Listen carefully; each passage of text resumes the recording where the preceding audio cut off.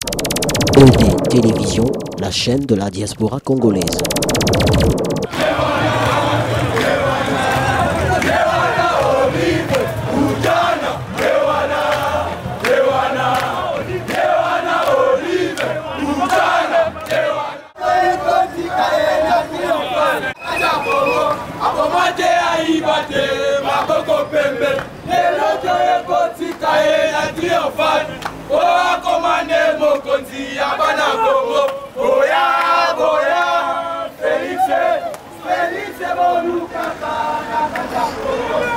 Bonsoir, diaspora congolaise, toujours de la Moïse.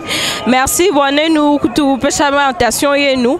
Tout dit moi béou pas place triomphale, moi bakaï opposition congolaise ou à République démocratique du Congo nous tenir meeting ouais na mujituku jalelo. Alors tout dit tout nous lomba nous kutu chama attention et nous parce que les ou Ndejituku, Félix Tshisekedi, Jean-Pierre Memba, Moïse Katumbi, Vital Kamerhe opposant bon Jumanya ni Benza Lelu meeting wabu. Bonjour papa. Bonjour maman.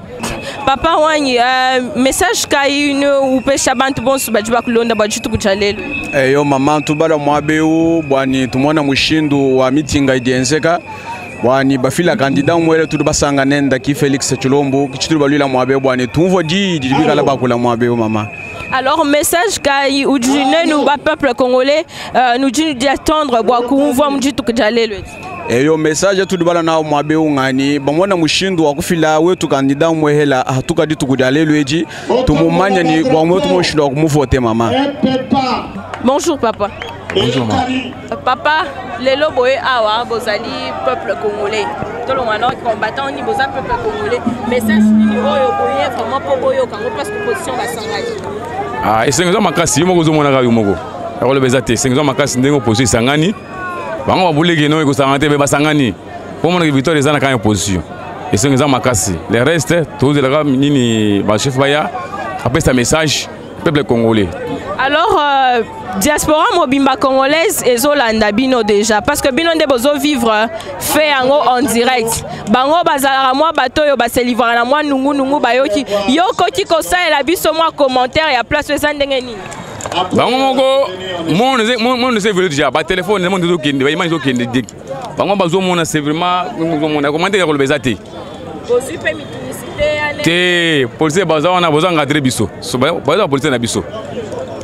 Ti bandina soto ke na malembe ndenge to kende donc ambrema zati. Pas moi so zanaka na pok de calme hors des alliés. Okay, pas commenter parce que nous on a déjà ma drapeau j'ai bantu bote ba opposition ba pacha ma drapeau ya bosse pour montrer que beko na envie à kushika les messages.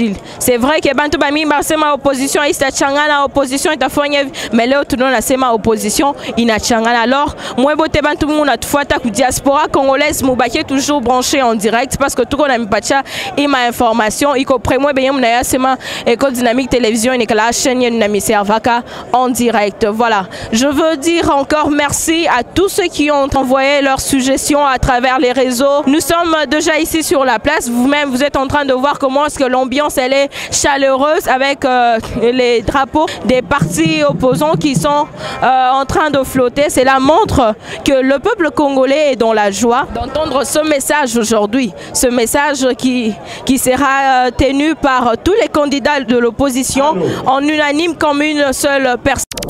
ED Télévision, la chaîne de la diaspora congolaise.